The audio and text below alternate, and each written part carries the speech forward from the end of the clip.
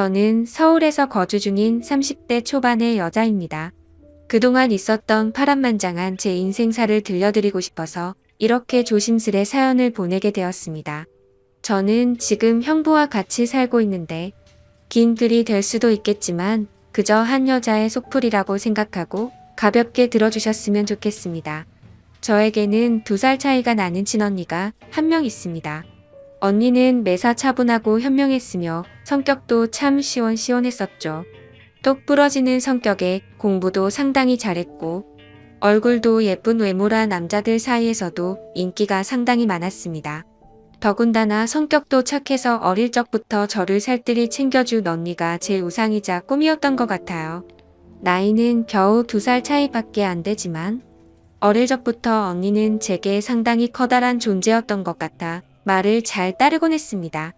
공부를 상당히 잘하던 언니는 서울의 좋은 대학에 입학하게 되었고 그로 인해 서울에서 혼자서 자취를 시작하게 되었습니다. 그때 당시 저는 혼자 나가서 자취하며 사는 언니가 그렇게 부러울 수가 없었죠. 공부도 잘하고 대학도 좋은 곳에 가는 언니를 동경하며 저도 언니를 따라가기 위해서 이를 악물고 정말 공부를 열심히 했었습니다. 그러다 보니 저도 곧잘 성적이 잘 나왔고 그 덕분에 언니와는 다른 학교지만 나름 서울에 있는 괜찮은 4년제 대학교에 입학을 하게 됐습니다. 저는 너무 행복하고 신났었죠. 그렇게 꿈에 그리던 언니와의 자취 생활과 대학 생활이 너무 기대가 되었습니다. 부모님은 철없는 딸년이라고 핀잔을 주셨지만 내심 서울 4년제 대학에 입학한 딸들을 보며 흐뭇해하셨었던 것 같습니다. 그렇게 학기가 시작되었고 저는 언니와 같이 살게 되었습니다. 대학 생활을 시작하니 이래저래 시간이 금방 지나가더라고요. 친구들도 여러 명 사귀게 되었고 술집도 처음 가보고 미팅도 하면서 너무 즐겁게 지낸 것 같아요. 그러다 언니는 졸업을 하고 대기업은 아니지만 업계에서 알아준다는 좋은 곳에 취직을 하게 되었습니다. 그리고 얼마 뒤 지금의 형부를 만나게 되었네요. 언니보다는 2살 위였으니 저하고는 4살 차이가 나는 남자였고 언니와 소개팅으로 만났다고 들었습니다. 처음 만났을 때 환하게 웃으며 내가 연희의 동생이야? 라고 말하던 게 정말 엊그제 있었던 일처럼 생생합니다. 저는 언니와 같이 살고 있었기 때문에 형부와는 자주 만났어요. 처음에는 여자 둘이 사는 집에 자꾸 찾아오는 게 불편했지만 너무나 좋은 성격에 항상 밝은 미소를 보여주던 형부였죠.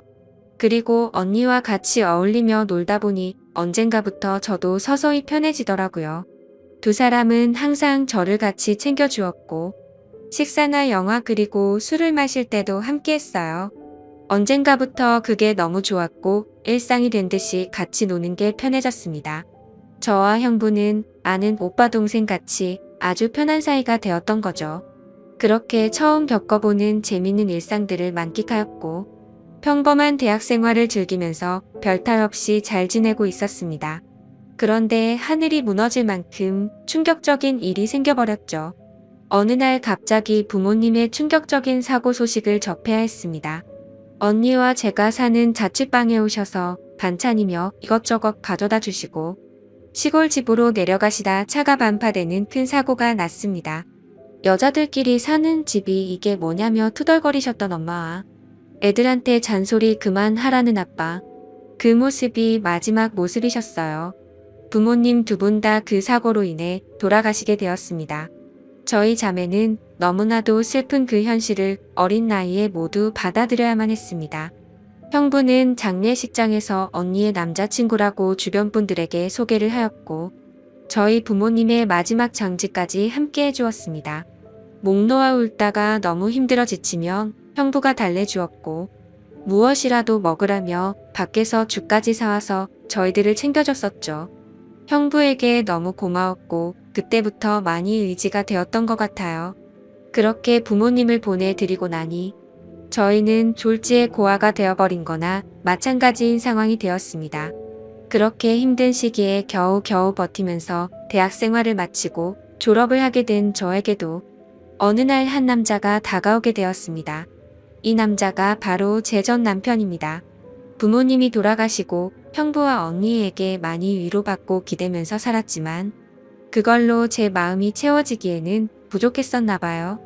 자상하게 다가와서 제 말을 잘 들어주던 그 남자와 연애를 하게 되었고 저는 자연스럽게 그 남자에게 제 삶을 기대고 많이 의지하게 되었었죠. 그러다 보니 집에 들어가지 않고 외박을 하는 횟수도 점점 늘게 되었고 안 그러던 제가 갑자기 그런 모습을 보이게 되자 언니와 형부에게 혼도 많이 났었습니다.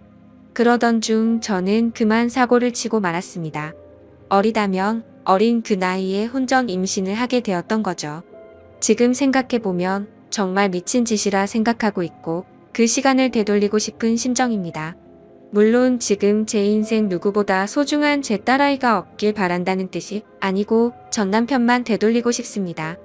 하지만 그때 당시에는 그 남자를 많이 의지했고 사랑했었기에 미래가 행복할 거라 꿈꾸고 아이를 낳자고 마음먹었습니다. 그렇게 저희는 예정에 없었던 결혼을 급하게 하기로 한 거였죠. 그래서 저는 언니와 형부에게 이 사실을 알렸고 정신이 있는 거냐며 많이 혼났었던 것 같습니다. 잘 살 테니 걱정하지 말라고 얘기를 계속 해줬지만 그게 말처럼 쉽게 될 리 없다는 걸 잘 알고 있는 두 사람은 저를 많이 설득하려고 했죠. 하지만 뱃속에 제 아이가 있었기에 되돌릴 수 없다는 걸 모두가 알았고 결국 제 의견을 따라서 결혼을 진행하게 되었습니다. 그러나 상견례부터 참 쉽지 않더군요. 그날부터도 많은 일이 있었습니다. 언니와 형부가 상견례 자리에 나와주었고 어른은 없냐며 대놓고 무시하던 시댁. 그리고 그런 경험을 처음 하면서 괜찮은 척하며 땀을 뻘뻘 흘리면서 시댁의 비위를 맞춰주던 형부. 매사에 정확하고 똑부러지던 제 언니도 저를 위해 성격 죽이고 이리저리 무사히 상견례를 끝마쳤네요. 남자친구와 저는 어린 나이에 목돈이 없었기에 시댁에서 마련해 주신 15평 남짓 되는 빌라에서 아이를 출산하였고 신혼생활을 시작하게 되었습니다. 그런데 제가 꿈꾸던 결혼 생활과는 정반대였습니다. 연애하던 시절에는 항상 저를 착하게 대해주던 남편은 결혼을 하고 난 뒤 마치 다른 사람처럼 180도로 바뀌었습니다. 잦은 음주와 외박 그리고 저에게 욕설까지도 서슴지 않았습니다. 처음에는 단순히 벌어지는 실수라 생각되어 넘어갔지만 그게 점점 도를 넘어서더니 어느 순간부터는 제게 몹쓸 짓까지 하더군요. 부모가 없어 네가 개념이 없다며 욕을 하고 언니와 형부까지 싸잡아서 욕을 했습니다. 어리다면 어린 나이에 그 얘기를 듣고 있자니 서름에 복받쳐서 아이를 안고 많이 울었던 것 같아요. 하지만 저는 언니와 형부에게 제 상황을 이야기하지 못했습니다. 잘 살겠다고 큰소리 뻥뻥 치고 강행했던 이 결혼. 지금 제가 이런 대접을 받고 힘들게 산다는 사실을 안다면 언니와 형부가 너무 슬퍼할 걸 잘 알았거든요. 그렇게 저는 힘든 하루하루를 살아가던 중 언니와 형부는 결혼을 하게 됐습니다. 저는 그 당시 많이 힘들고 지친 마음이었지만 누구보다 그 둘의 결혼을 축복했기에 밝게 웃으며 축하해 주었습니다. 그리고 저의 불행한 일상이 2년쯤 지났을 때였습니다. 남편의 폭언과 만행은 점점 더 심해졌고 어느 날부터는 술집 다니는 여자와 외도를 하는 사실까지 알게 되었습니다. 많이 믿고 결혼한 사람이었기에 그런 현실들이 너무 많이 힘들었어요. 그래서 저는 이제는 이 사람과 어떻게든 정리를 해야겠다고 생각하고 있었을 때였습니다.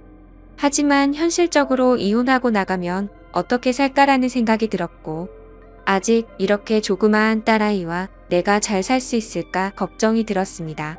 부모님께서 살아계셨으면 내가 돌아갈 곳이 있을 텐데 하는 슬픔에 잠겼죠.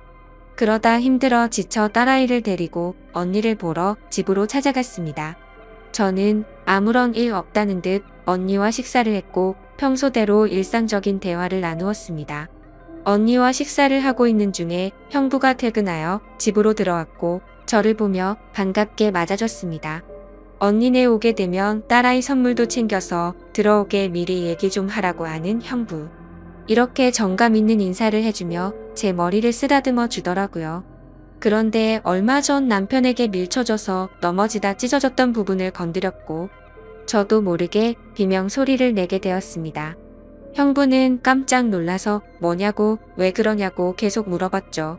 저는 사실대로 말할 수 없어 눈을 못 마주치고 있는데 걱정을 해주는 모습을 보고 있으니 저도 모르게 서름에 복받쳐 갑자기 눈물이 흘렀습니다. 뭔가 이상하다는 느낌을 감지한 건지 형부는 제 몸을 계속 살폈고 눈에 띌 만큼 표정이 급격히 경직되면서 변해갔습니다.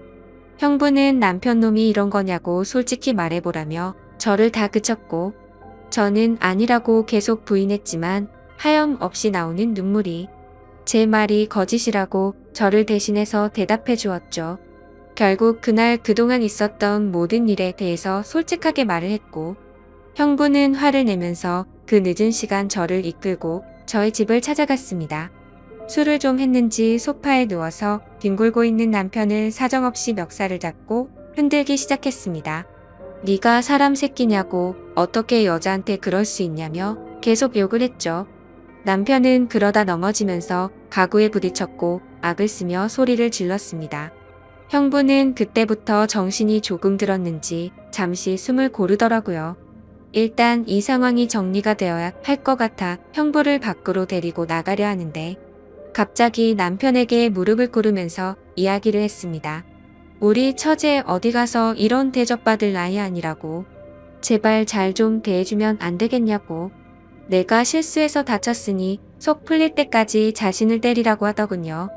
제발 부탁을 한다면서 말이죠. 남편은 그런 형부와 울고 있는 저에게 지금까지 해왔던 것, 그 이상의 온갖 욕설을 뱉으며 경찰에 신고를 했습니다. 경찰이 와서 일단 상황은 종료되었지만 절대 합의는 하지 않겠다는 남편 때문에 형부는 결국 재판까지 받게 되었습니다. 자세한 내용은 형부가 절대 말해주지 않아 그 후 어떤 처벌이 이루어지게 됐는지는 지금도 잘 모르겠습니다. 그런 상황을 겪은 뒤로 저는 확실히 남편과 정리를 할 수 있었고 이도 저도 갈 곳이 없던 저와 딸아이에게 언니와 형부는 손을 내밀어 주었습니다.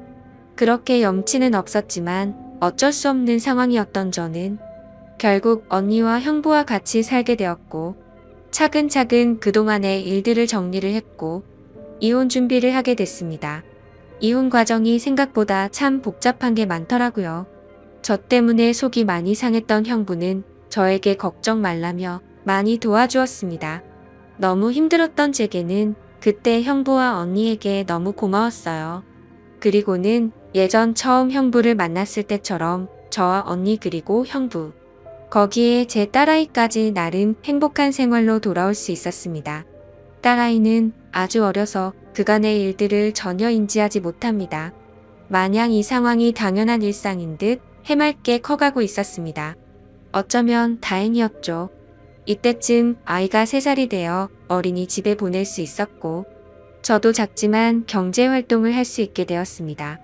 전공을 살려 작은 디자인 업체 취직을 하게 되었어요. 이 회사가 프리랜서처럼 집에서도 일을 할 수 있었기에 아이를 키우는 저에게는 딱 알맞은 직장이었거든요. 급여는 그리 많지 않았지만 빨리 목돈을 모아서 이 집에서 독립하기 위해 이 악물고 일했던 것 같습니다. 회사 몰래 아르바이트 짬짬이 해가면서 아이도 챙기고 일도 병행하는 그런 정신없이 바쁜 나날들을 보냈습니다. 그러다 어느 날 일어나지 말아야 할 충격적인 사건이 벌어졌습니다. 왜 저에게는 이런 시련들이 몇 번씩이나 이어졌는지 하늘이 원망스럽습니다. 어느 날 회사에서 디자인 회의를 하고 집으로 돌아왔는데 회사에 있어야 할 형부가 잔뜩 어지럽혀진 집안 식탁에 앉아 울고 있었어요. 식탁 위에는 마시던 소주들이 널브러져 있었고요. 너무 놀라서 이게 무슨 일이냐 물었지만 형부는 아무 말이 없더라고요. 그러다 식탁 위에 올려진 이혼 서류를 발견했고 그 서류에는 언니 이름이 적혀 있었습니다. 무슨 일이냐 물었습니다. 한참이 지난 뒤에 형부가 하는 말이 언니와 이혼하게 되었답니다. 언니는 집을 나갔다고 하더라고요. 갑자기 도대체 무슨 말인지 도저히 이해가 안 되었어요. 아무 문제 없이 행복하게 잘 지내고 있는 줄만 알았는데 갑자기 이혼이라니요. 계속 형부에게 물었지만 형부는 그냥 이혼할 거니 그렇게 알라고만 얘기했고 다른 이야기는 해주지 않았습니다. 일단 아이를 챙겨야 했기 때문에 대화는 그렇게 끝났고 바로 언니에게 전화했습니다. 언니는 아무 말도 하지 않았고 저는 무슨 일인지 일단 만나서 이야기하자고 언니를 다독였습니다. 언니와 만났고 이야기를 들었습니다. 언니는 정말 미안하고 몹쓸 짓인 걸 알지만 사랑하는 사람이 생겼다고 말하더군요. 이게 도대체 무슨 말인지 말도 안 나왔습니다. 제가 그렇게 좋아했던 똑순이 언니가 형부가 아닌 사랑하는 사람이 생겼답니다. 너무 화가 났어요. 뭐라고 욕도 나오기 전에 언니의 뺨부터 때렸습니다. 도대체 이게 무슨 짓거리냐고. 형부가 우리한테 얼마나 잘해줬는데 그게 무슨 말이냐고. 내가 잘못 들은 거 맞다고 말하라고 소리를 질러댔습니다. 그런 언니는 그저 미안하답니다. 저를 끝까지 챙겨주지 못하고 무책임하게 떠나게 되어서 미안하다고 하더라고요. 너무나 황당하고 어이가 없어서 말도 제대로 안 나오더군요. 그렇게 저희들을 위해 잘해준 우리 형부가 너무 불쌍해서 저는 정신을 차리고 언니에게 얘기했습니다. 앞으로 너는 내 언니도 아니고 2번 다시 우리 앞에 나타나지 말라고. 내가 너 대신 형부를 끝까지 지켜줄 거니 꺼지라고 했습니다. 그리고 울면서 자리를 나왔습니다. 저도 그렇게 아프게 이혼했는데 그렇게 믿었던 언니가 제 전남편처럼 인간 같지도 않는 짓을 저지르다니 믿어지지가 않았습니다. 집으로 돌아온 저는 말없이 형부를 위로해 주었습니다. 사실 제가 할 수 있는 일이 크게 없었어요. 저도 딸아이와 함께 얹혀 살고 있는 입장이었기 때문에 그저 위로를 해줄 뿐 다른 방법이 없었거든요. 형부는 며칠 동안 출근도 하지 않고 술만 마시며 지냈습니다. 그걸 보다 보니 저는 너무 안쓰러웠습니다. 그래서 그때부터 언니 대신 집안일을 더욱더 살뜰히 챙겼고 가사, 육아, 일을 병행하게 되었습니다. 너무 바쁘게 움직였지만 그것보다 형부의 충격이 더 걱정되어 힘들다는 생각도 못했었죠. 그러던 어느 날 형부가 저를 불렀습니다. 그리고 봉투 하나를 건네주었는데 1억 원이 수표로 들어있었어요. 그러며 하는 말이 가치아 아파트 들어가려고 모아두었던 돈인데 이제 아무것도 필요 없으니 이 돈 가지고 나가서 자기 걱정 말고 행복하게 살라고 합니다. 여기에 계속 있기 불편하지 않겠냐고. 어차피 끝까지 저랑 제 아이 데리고 가려고 했었기에 그 몫을 나누어 주는 거라고 하더군요. 힘든 그 와중에도 제 걱정을 하고 있었다니 눈물이 나서 펑펑 울어버렸어요. 그리고 형부를 꼭 안아주며 내가 같이 지켜줄 거니까 너무 슬퍼하지 말라고 당분간 곁에 있게 해달라고. 형부가 정신 차리면 내가 알아서 나갈 테니 이 돈은 필요 없다고 말했습니다. 형부도 감정이 복받쳤는지 목 놓아 울었고 알겠다면서 고맙다고 말하더라고요. 그렇게 저와 저희 딸아이 형부까지 비록 임시지만 새로운 가족이 되었습니다. 형부는 바랄 게 뭐 있냐고 아무것도 필요 없다며 언니와 조용히 합의 이혼을 했습니다. 왜 이렇게 착한 사람을 상처받게 만드는지 언니가 너무 미웠고 형부에게 미안했습니다. 이렇게 짧은 시간 동안 부모님의 사고 그리고 혼전 임신과 이혼, 또 믿었던 언니의 충격적인 배신까지 무려 3가지나 되는 큰일을 연달아 겪었습니다. 형부는 이혼을 한 뒤로 정신을 차리고 일상으로 돌아왔습니다. 저도 마찬가지고요. 서로 많이 의지를 해가며 바쁜 나날들을 보내고 있습니다. 언니가 떠난 충격을 온전히 떨칠 수는 없었지만 그래도 그 슬픔이 어느 정도 가셨을 무렵 작은 월세방을 얻어서 나간다고 형부에게 말했죠. 어느 정도 일상이 제자리를 찾은 것 같아서 제가 살 길을 찾아가겠다고 말했더니 여기가 너희 집인데 어딜 가냐고 화를 내더라고요. 이제 우리 가족인데 어딜 나가냐고요. 끝까지 서로 의지하자며 저를 붙잡더라고요. 형부를 위해서도 이건 아니다 싶어 완강히 거절했지만 이런저런 실랑이 끝에 형부에게 너무 고마운 마음이 들었습니다. 결국 저는 형부의 손을 놓을 수 없었습니다. 저희는 서로 상처받은 사람들이 만든 이상한 가족 구성원이 되었지만 나름 행복하게 잘 살고 있습니다. 지금은 전에 살고 있는 곳보다 조금 더 좋은 아파트로 이사도 했고요. 남들이 이상하게 볼 수도 있겠지만 신경 쓰지 말라고 늘 본인보다 저를 신경 썼어요. 아이 유치원 행사에도 애비 없는 자식 소리 듣지 않게 하려고 아빠처럼 참여해주고요. 남들이 흔히 생각할 수 있는 이상한 관계는 절대 아닙니다. 사실 저조차도 나름 소소한 행복을 느끼며 사는 이 순간이 영원할 것 같진 않습니다. 언젠가는 저도 형부와 떨어져 이곳에서 떠나야 할 거라 생각하고 있고요. 그래도 지금 당장은 현재에 충실해서 행복하게 지내보려고 합니다. 길다면 긴 시간에 많은 일들을 모두 담아 보려다 보니 많이 횡설수설한 것 같네요. 제 이야기 들어주셔서 감사드립니다. 안녕하세요. 저는 올해 32살이 된 남자입니다. 사람 인연이라는 게 참 기묘한 것 같습니다. 저는 32년 살면서 지금까지 특별한 인연이라는 건 겪어본 적이 없었습니다. 외모는 누구에게도 뒤지지는 않는다고 생각해서 연애는 수없이 해봤지만 드라마에서도 볼 법한 그런 특별한 연애는 단 한 번도 못 해봤죠. 그런데 군대에서 만났던 여군 상사와 우연히 재회하게 되었고 그 여자와의 충격적인 일까지 정말 세상은 요지경인 것 같네요. 자세한 얘기들은 누군지 특정될 수 있어 생략하는 점 이해 부탁드립니다. 일단 저는 전역을 한 지 겨우 3년이 되었고 개인적인 사정이 있어 군대를 나이가 꽉 차서 다녀온 케이스입니다. 제가 군대에 있을 때 제가 근무했던 보직 특성상 수많은 여군들을 만났습니다. 왜냐하면 저희는 예하 부대의 군장비들을 분배해주는 역할을 했고 그만큼 수많은 장교들과 부사관 병사들이 들락거리는 그런 곳이었죠. 근데 그렇게 많은 여군들을 봐왔음에도 어느 날 보게 된 여군의 얼굴을 보고 깜짝 놀랐습니다. 군대를 다녀온 분들은 잘 아시겠지만 군대에 있다 보면 정말 모든 여자가 다 예뻐 보이는 신기한 경험이 있을 겁니다. 그럼에도 불구하고 이 여군 상사를 마주치는 순간 다른 여군들과는 비교도 안 될 정도로 미모가 훌륭했었죠. 오죽하면 나중에 알고 보니 그 여군은 다른 병사들 사이에서도 여배우를 닮았다고 소문이 자자했다고 하더라고요. 게다가 그런 소문은 저희 부대뿐만 아니라 어딜 파견 가더라도 다들 알 만큼 엄청 유명했던 사람이었습니다. 그래서 수많은 병사들이 얼굴이라도 간절히 보고 싶어 했던 인물이었죠. 그런데 저는 그런 사람을 주기적으로 업무를 위해서 마주치고 대화도 나누는 그런 사이였습니다.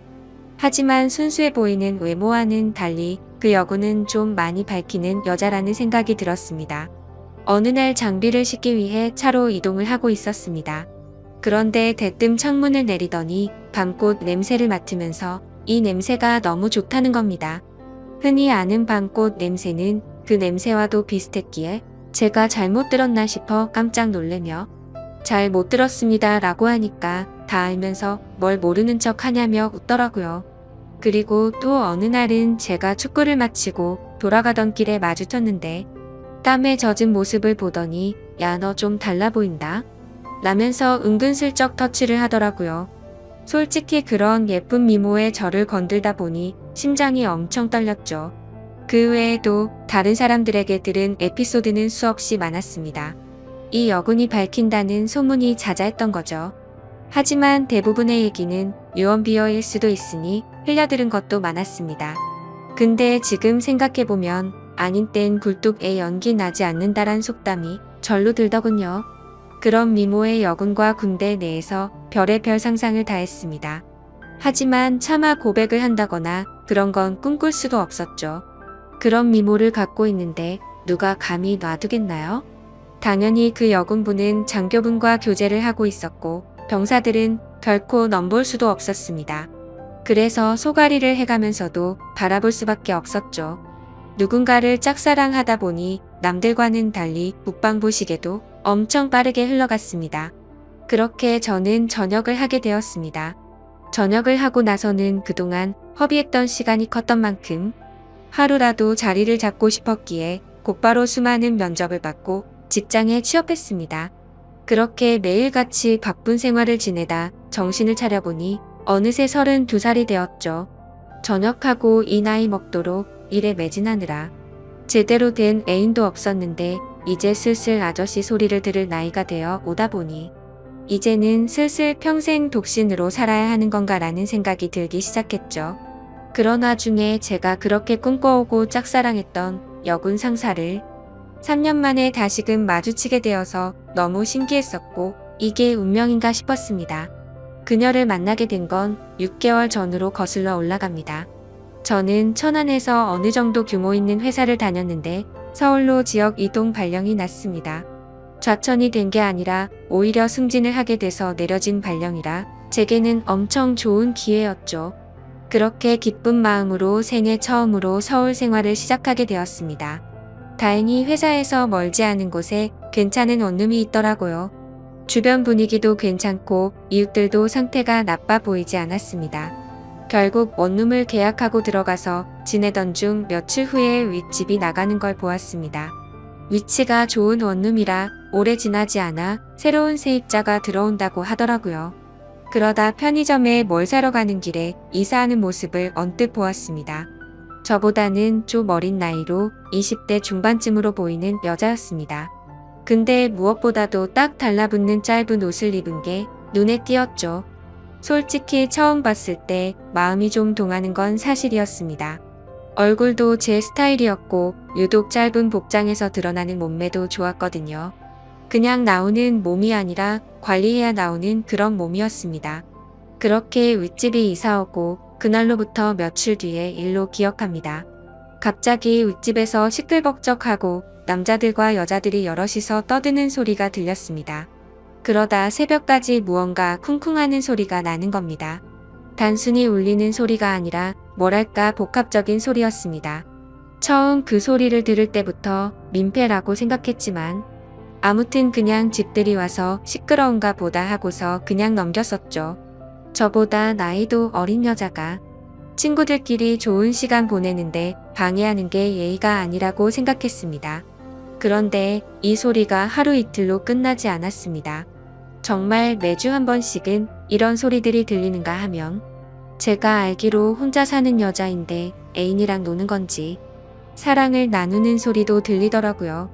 안 그래도 외로운데 부럽기도 하고 짜증이 나기도 했죠. 그때부터는 늦은 시간까지 잠도 못 들게 매번 이러는 거면 그것도 민폐 아닌가라고 생각이 들더군요. 아무튼 그렇게 점점 스트레스를 받던 어느 날이었습니다. 저는 집에서 간단히 먹을거리를 사기 위해서 마트로 갔습니다. 장을 보던 저는 스쳐 지나가던 여자를 보면서 예쁘다 생각하고 있는데 정말 깜짝 놀래서 소리 지를 뻔했습니다. 제가 그렇게 1년 가까이를 짝사랑했던 여군 상사였던 거죠. 사복을 입은 모습은 처음 봤던지라 너무 떨렸고 심장이 두근대서 얼어 있었습니다. 멍하니 쳐다보고 있는데 그녀도 저를 봐서 눈이 마주치게 됐죠. 그렇게 그녀는 돌아서려다가 다시 저를 쳐다보더니 갑자기 저한테 뛰어왔습니다. 단번에 저를 알아보더라고요. 머리카락이 길어서 못 알아볼 뻔했다면서 긴가민가 했는데 엄청 반갑다고 하더군요. 저는 창피하게도 너무 떨려서 말을 얼버무리며 반갑다고 했죠. 그녀는 이게 무슨 우연이냐면서 같이 커피나 한잔 하자고 했고 저희는 커피숍으로 향했습니다. 그동안 어떻게 지냈는지 이런저런 얘기를 주고받았고 그 여군 상사는 1년 전쯤 전역을 하게 됐다고 했습니다. 지금은 군대에서 하던 주특기 관련 분야로 취직을 해서 지내고 있다고 했고 이 동네에는 취직을 하게 되면서부터 혼자서 자취를 하고 있다고 하더라고요. 그래서 저는 갑자기 왜 전역을 했는지 물었고 그냥 적성에 맞지 않아서 그만뒀다면서 웃더라고요. 뭔가 웃음이 어색하길래 석연치는 않았지만 뭐 그런가 보다 했죠. 사실 무슨 이유가 됐건 웃는 모습을 보니까 또 다시 심장이 두근대더라고요. 군대에서 군복 입은 모습만 봤을 때도 예뻤지만 사복을 입으니 훨씬 더 예뻐 보였습니다. 그래서 조심스럽게 물어봤습니다. 군대에 계실 때 남자친구랑은 지금도 잘 만나고 있냐고 물었더니 진지하게 만난 것도 아니고 잠깐 만나다 금방 헤어졌다고 하더라고요. 심지어 지금은 솔로로 지낸 지도 꽤 됐다면서 외롭다고 하는데 저에게도 드디어 기회가 왔구나 싶었습니다. 그래서 그때부터 저는 아주 신중하게 그녀를 만나기 위해 조심히 다가갔습니다. 항상 남자들이 줄을 서는 여자였기에 남들처럼 평범해선 승산이 없을 거라고 생각했던 거죠. 그날 이후로 저희는 매주 한 번씩 만나면서 서로 점점 친해지고 있었습니다. 그래서 혹시라도 부담스러워서 멀어질까봐 저는 최대한 제가 좋아한다는 감정을 숨겼었습니다. 하지만 아무리 제 감정을 숨기려고 해도 불쑥불쑥 행동이 먼저 앞서는지 누가 봐도 이 남자는 이 여자를 좋아하는구나 싶을 정도로 바보같이 티가 난 것 같습니다. 그렇게 저희가 처음 재회를 한 지도 한 달이 되어갈 무렵 술 한 잔을 같이 했죠.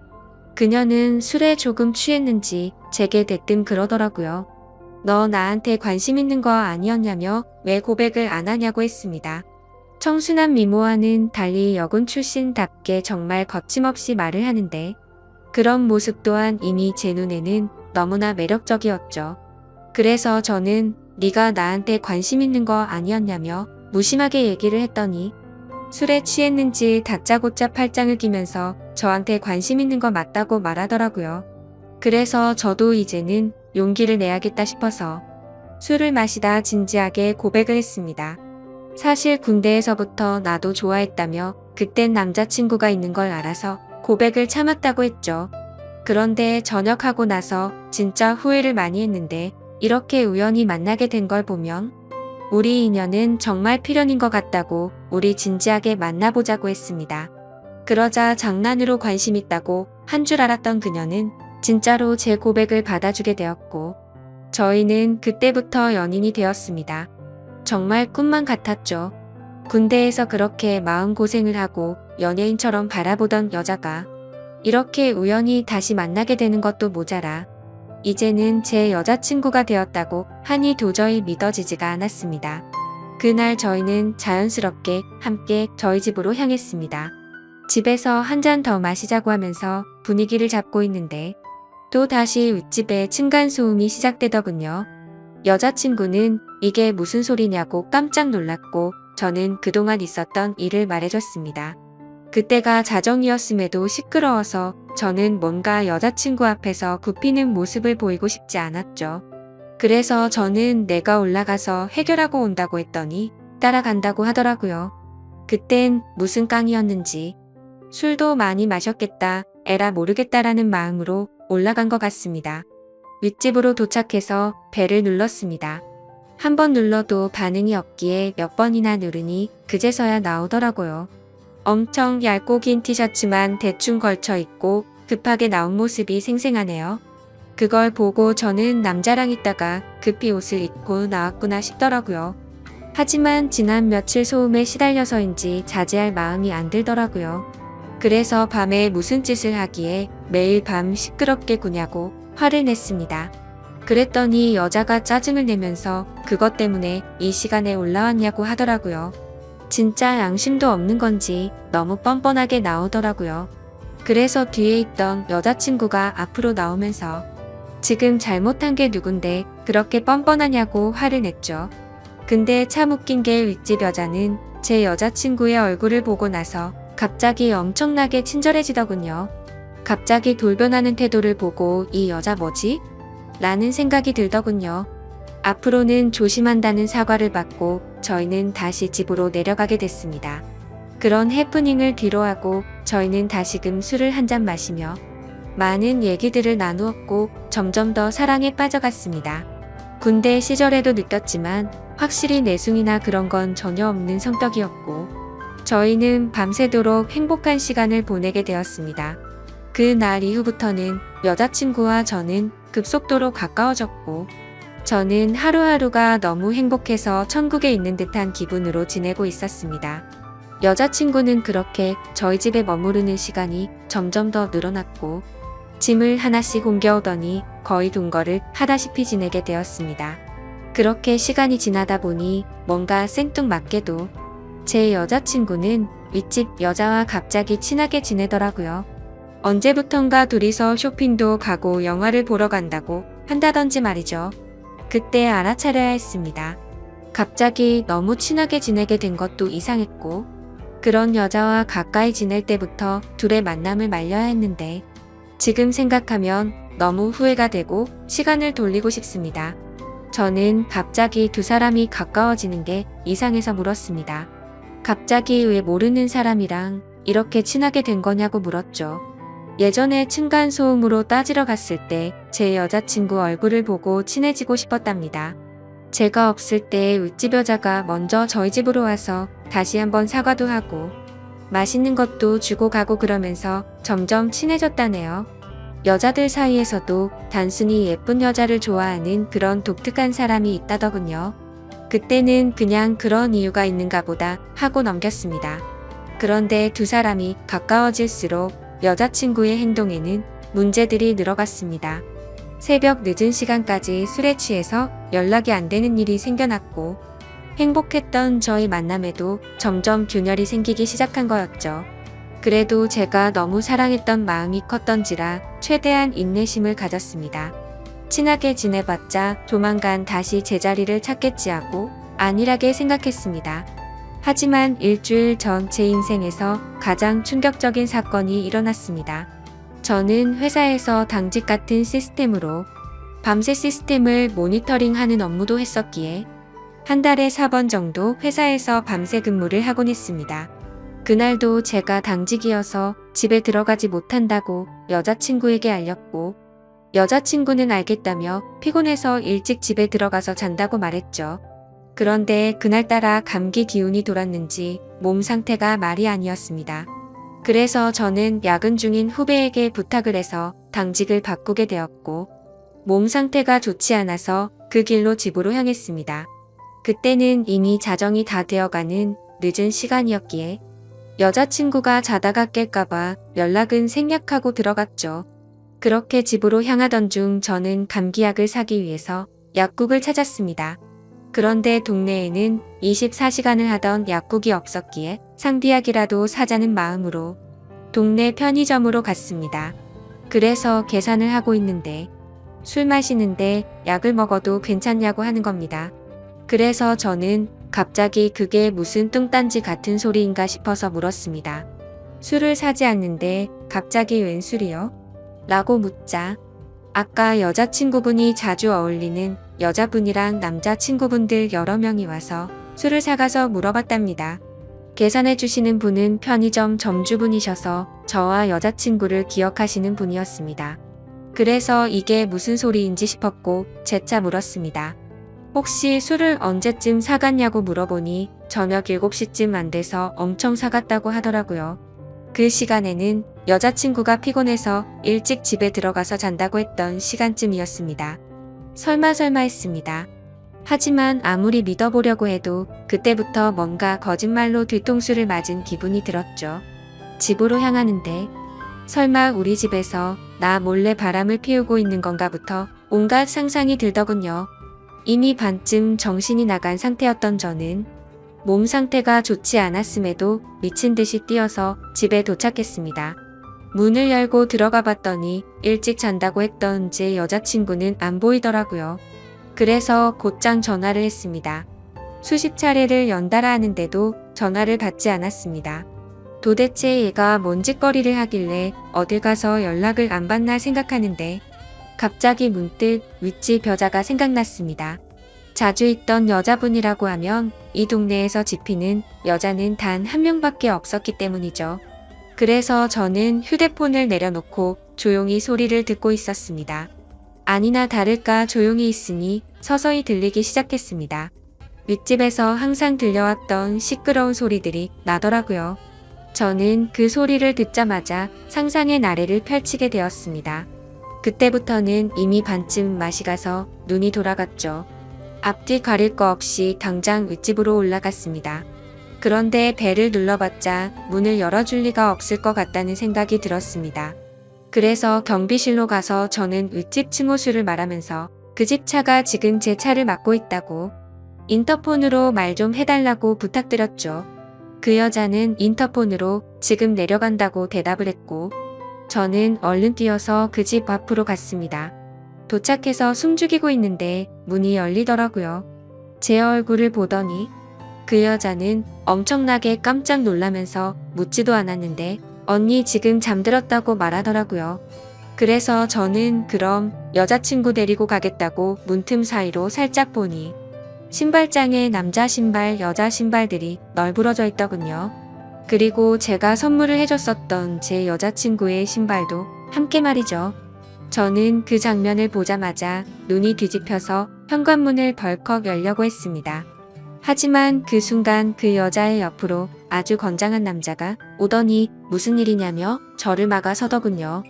그래서 이성을 잃은 저는 바로 욕을 하면서 문을 열려고 했죠.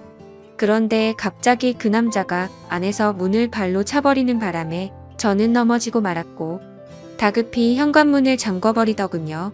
순간적으로 도대체 내가 왜 여기서 이러고 있는지 너무 허탈했고 엄청나게 열이 받아서 앞뒤가 보이지도 않았습니다.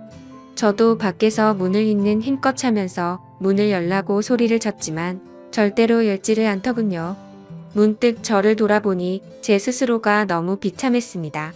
분명히 여자친구가 안에 있는데 저를 무시하고 배신하는 모습을 보고 소리쳤습니다. 이 시간 이후로 절대 핑계 따위 필요 없고 다시는 내 눈앞에 띄지 말라고요. 그렇게 저는 모든 걸 포기한다는 마음을 안고서 집으로 내려갔습니다. 정말 제 인생에서 단 한 명밖에 없을 거라 생각했던 인연이라 생각했는데 제대로 뒤통수를 맞은 기분이었죠. 그래서 집에 가자마자 소주 3병을 원샷으로 마셨습니다. 정말 손이 떨리고 배신감이 너무나도 커서 눈물만 미친 듯이 흘렀습니다. 저는 눈물이 없는 편이었기에 눈물이 없는 사람인지 알았습니다. 근데 너무 화가 나고 슬프고 억울했습니다. 평생을 바쳐서 사랑하려고 했던 여자친구에게 배신을 당한 기분에 저도 모르게 눈물만 나더군요. 그렇게 30분 정도가 지나니 현관 비밀번호가 눌러지더니 여자친구가 고개를 숙이고 들어오더군요. 보자마자 욕을 했습니다. 네가 무슨 염치로 여길 들어오냐고 했죠. 너무 당황해서 그런데 진짜로 아무 일도 없었다면서 지금 도대체 무슨 생각하냐면서 말하더라고요. 그러면 뭐가 겁이 나서 문을 걸어 잠그고 아무 말도 안 하고 있었냐고 물었더니 친구들이 놀러와서 다 같이 술을 한 잔 마셨는데 여자친구는 취한 나머지 잠들어 있어서 이 상황을 몰랐다고 하더군요. 내가 얼마나 소리를 질렀는데 그게 말이 되냐고 따졌더니 너무 피곤했고 술도 많이 마셔서 전혀 못 들었다고 하는데 정말 기가 차더군요. 그래서 저는 그따위 핑계로 대충 넘어가려고 하지 말고 당장 내 집에서 나가라고 했습니다. 술도 마셔서 점점 취기가 올라오고 있었고 둘이서 같이 있다가는 큰 사고를 칠 것 같았습니다. 그래서 가만히 서서 있던 여자친구를 힘으로 밀쳐내고 문을 잠궈버리고 잠이 들었습니다. 다음날 장문의 문자가 수십 통이 와 있더군요. 도대체 무슨 상상을 펼쳐서 자신한테 그러냐며 억울하다는 듯 말하더군요.